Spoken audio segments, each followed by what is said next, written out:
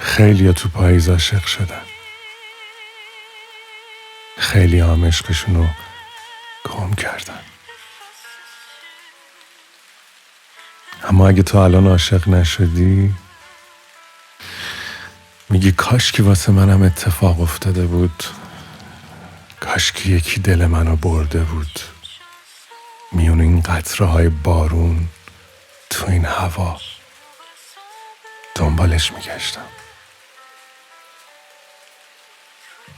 یا حداقل 2 خاطره ازش داشتم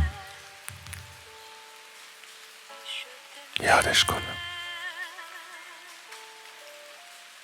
اون وقتی که هر جا که باشی، توی خونه یا بیرون یا توی کافه یا زیر بارون، فرقی نمیکنه. دلت میخواد یه سیگار روشن کنی،